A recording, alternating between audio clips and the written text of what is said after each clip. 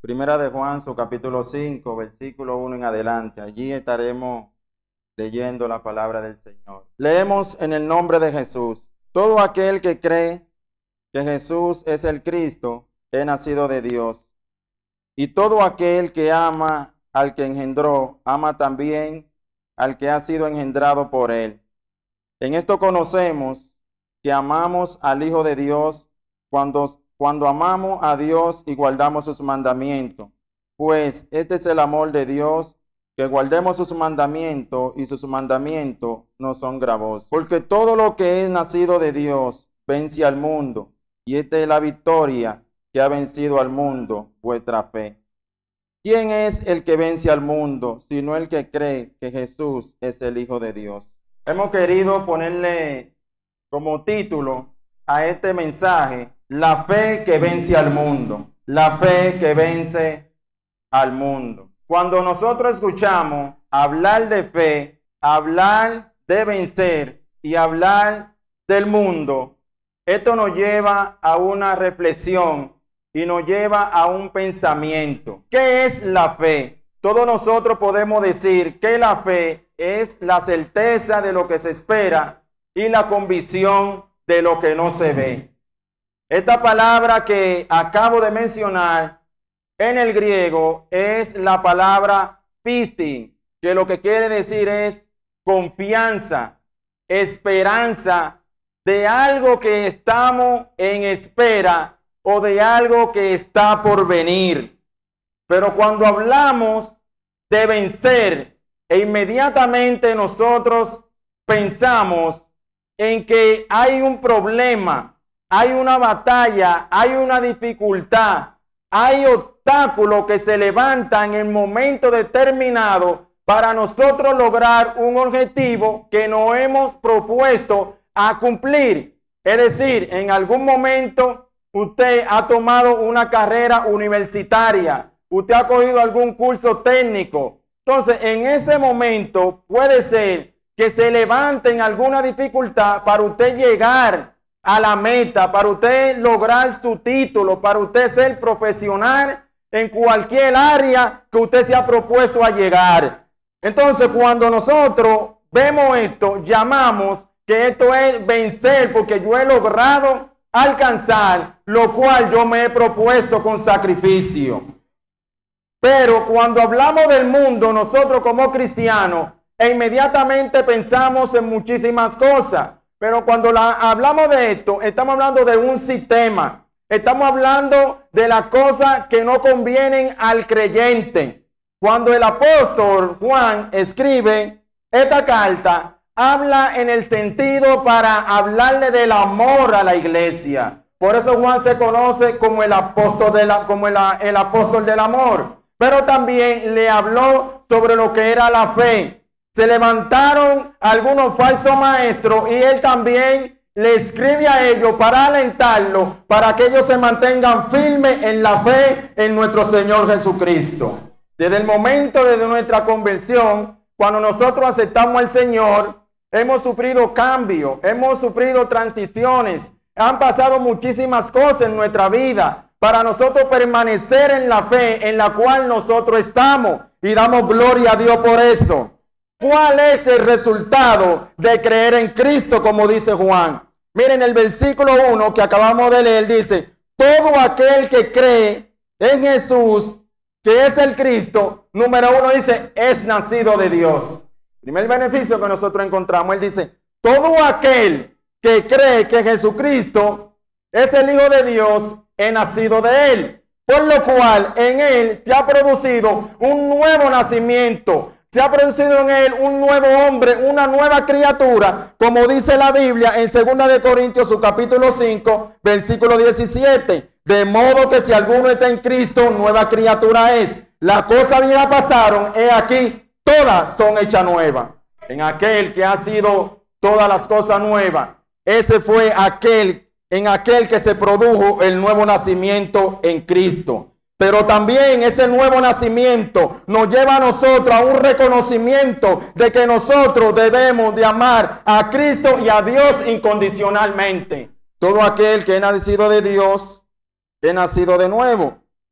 Dice, y todo aquel que ama al que ha sido engendrado, ama también al que ha sido engendrado por él. Es decir, yo amo a Cristo, pero también amo a quien ha sido engendrado por él. Y está hablando de nosotros que si hemos sufrido ese nuevo nacimiento, amamos a Cristo, pero también debemos amar a Dios. Esto es algo extraordinario, esto es algo bonito para nosotros como creyentes, escuchar esta palabra. Amar a Dios.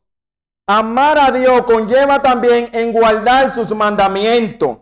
Es decir, que si nosotros decimos que amamos a Dios y no guardamos sus mandamientos, entonces usted se hace mentiroso, porque la Biblia dice que si amamos a Dios, algo que hay en nosotros, un resultado es que tenemos que guardar sus mandamientos. Mira, hay gente que van a decir, yo amo a Dios, yo amo a Cristo, pero realmente tú amas a Dios, realmente tú amas a Cristo, porque eso tiene que verse en acción. Se lo voy a repetir.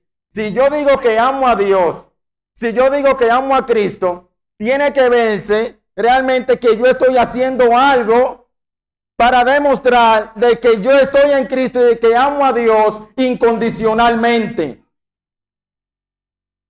No es de labio, no es de palabra, sino tiene que ser de hecho. Es decir, Cristo nos amó a nosotros, por él hizo un sacrificio, nos amó incondicionalmente. Por lo cual también nosotros amamos incondicionalmente porque Él nos amó a nosotros primero. No simplemente eso, sino que dice que también nosotros debemos amar a los hijos de Dios. Y cuando dice que tenemos que amar a los hijos de Dios, está hablando de nosotros. Todos los que estamos aquí hemos nacido de nuevo. Todo el que está aquí ha nacido de nuevo. Y si no ha nacido de nuevo, tiene que convertirse, tiene que arrepentirse para nacer de nuevo. Entonces, todo aquel que está aquí, que es cristiano, ha nacido de nuevo, por lo cual tiene que amar también a su hermano, porque es una evidencia de que el amor de Dios está en él. Si no ama a tu hermano, si no te pone al lado de tu hermano, si no te sientes con una patilla delante de tu hermano, entonces no diga que tú amas a Dios. No diga entonces que tú amas a Cristo, porque no hay una coherencia con lo que tú estás diciendo y los hechos, lo cual tú estás llevando a cabo. Debo de amar a mis hermanos. Así incondicionalmente como yo amo a Cristo, también yo tengo que amar a mis hermanos. Pero no tanto eso, sino que el apóstol Juan dice, y su mandamiento no son gravosos. Dios no ha dado sus mandamientos, pero dice que sus mandamientos no son gravosos. Y lo que la palabra quiere dejar dicho aquí es que sus mandamientos no son pesados. Eso es un ejemplo. Una madre puede tener un hijo, ¿verdad? El niño tiene 10 libras y ella anda con él al hombro aquí, se lo pone aquí en su pecho y la gente le puede decir, no, pero déjalo caminar, el niño está durmiendo, despierta. No. Para ella no es gravoso, porque ese es su hijo. Y al ser su hijo, ella lo ama. Incondicionalmente lo ama. Entonces a ella su hijo no le pesa. La que son más saben lo que yo estoy diciendo aquí. Saben que su hijo no le pesa para nada. Puede ser grande. Yo he visto en la noticia, madre, que su hijo se ven en convalecencia y ella lo ayuda, se lo tiran al hombro, mira, lo levantan de la cama, tienen que limpiarlo, hacen cualquier sacrificio por su hijo, porque para ella no hay peso. Puede ser que un hermano diga, bueno, ella no. Puede ser un tío o cualquier otro, pero para la madre sus hijos nunca le van a pesar. ¿Cuánto dicen gloria a Dios? Nunca le van a pesar sus hijos. De tal manera también los mandamientos de Dios no pueden ser gravosos para nosotros, ni tampoco nos pueden pesar para nosotros ponerlo por obra y por práctica. Aquí está. No son gravosos los mandamientos de Dios, sino que en los mandamientos de Dios hay regocijo. En los mandamientos de Dios hay deleite. Y si hay deleite, entonces yo voy a amar los mandamientos de Dios. ¿Cómo son los mandamientos de Dios? Dice Juan que sus mandamientos no son gravosos. Avívate en reconocer que sus mandamientos no son gravosos. Tiene que haber un avivamiento en mi vida. Tiene que haber un despertar en mi ser, en mi espíritu, en mi alma, de reconocer que los mandamientos de Dios no son gravosos para yo ponerlo por práctica. A veces nosotros estamos buscando muchísimas cosas. Estamos buscando un avivamiento en nuestra vida. Estamos buscando un levantamiento de nosotros recibir fortaleza. Pero si nosotros no entendemos que la fortaleza la recibimos en sus mandamientos y que no son gravosos, vamos a vivir todo el tiempo en la misma condición. ¿Quiere vivir una vida de avivamiento? Ama la palabra de Dios, guarda sus mandamientos y usted verá cuán sustancioso será esto para su vida espiritual. Ahora bien, hemos hablado del nuevo nacimiento. Hemos hablado también de amar los mandamientos de Dios. Ahora, ¿cómo podemos nosotros vencer al mundo? Vivimos en un mundo antagónico, vivimos en un mundo difícil, hermano. Vivimos en un mundo de crisis. Vivimos en un mundo caóticamente terrible, hermano. Amados hermanos, cada día más la vida cristiana se puede hacer pesada si nosotros nos alejamos de Dios.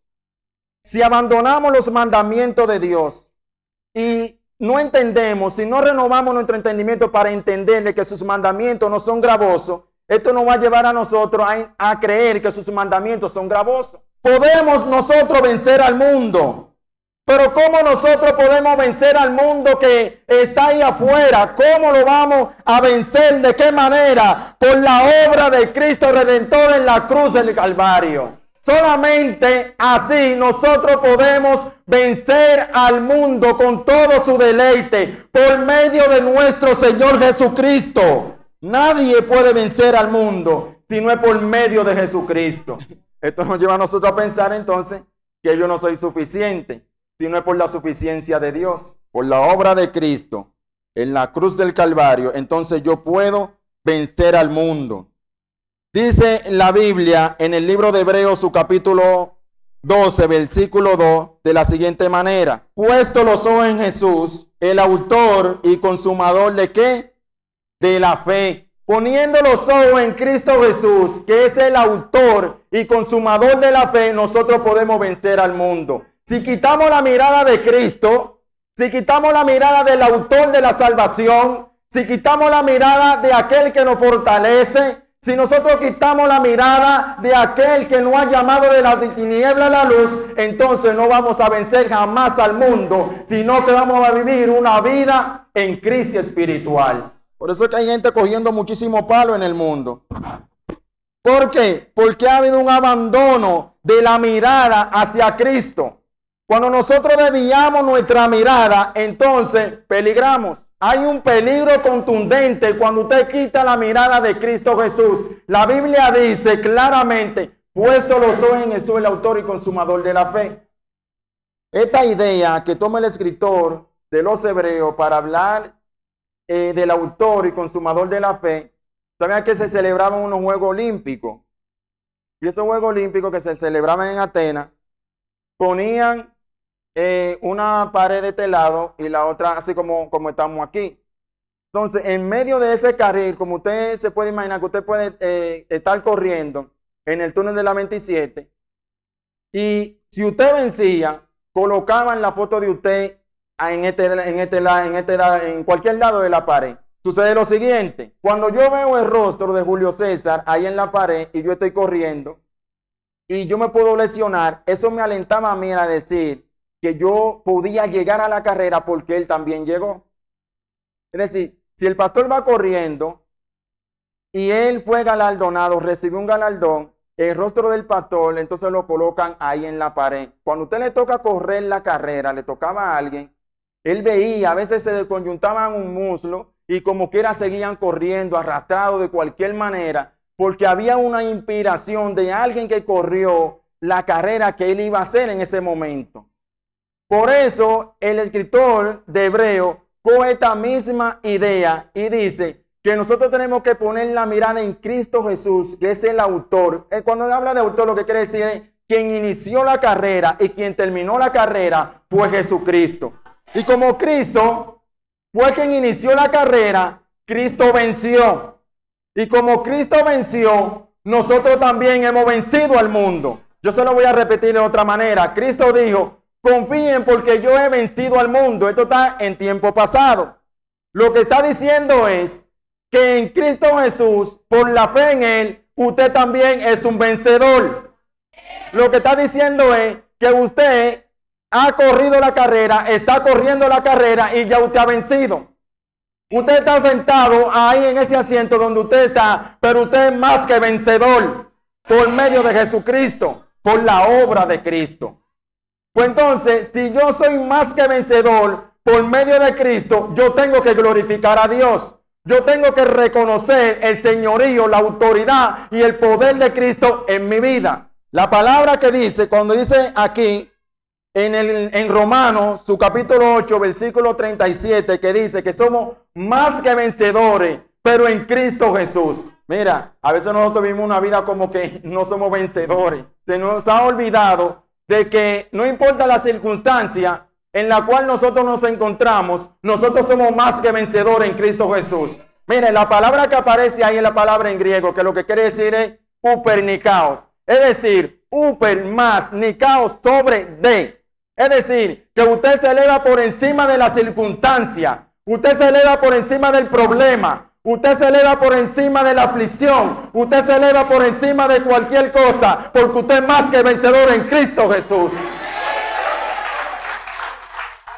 Oh, gloria al nombre del Señor. ¿Cuántos upernicados hay aquí? ¿Cuánta gente se eleva por encima del problema y dicen yo soy más que vencedor en Cristo Jesús? Es que nadie me diga a mí otra cosa. Yo soy más que vencedor. Yo he vencido, aunque yo no tenga la comida en mi casa. Soy más que vencedor, aunque no tenga el dinero. Soy más que vencedor, aunque no tenga el esposo. Soy más que vencedora. Oh, gloria al nombre del Señor. Aunque no ha venido el novio, soy más que vencedor en Cristo Jesús, Señor nuestro. La gloria sea para Él. Miren, yo no vine a animarlo, a decirle, tal vez a motivarlo, a traer un mensaje que usted se pueda brincar y gritar y decir muchísimas cosas. Lo que queremos es que hagamos una reflexión de reconocer nuestra posición en Cristo Jesús. ¿Cuál es mi posición ante Cristo Jesús?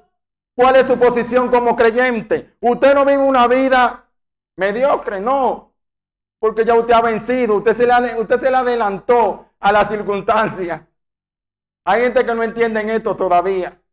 Usted tiene que entender que usted está luchando no para ser vencedor, porque es que ya Cristo peleó por usted. Se lo voy a repetir y se lo voy a explicar de otra manera. Cristo, por su obra en la cruz del Calvario, derrotó al diablo y al infierno. Derrotó la muerte y el pecado. Por lo cual, si yo tengo mi fe en Cristo Jesús, yo también he derrotado el pecado.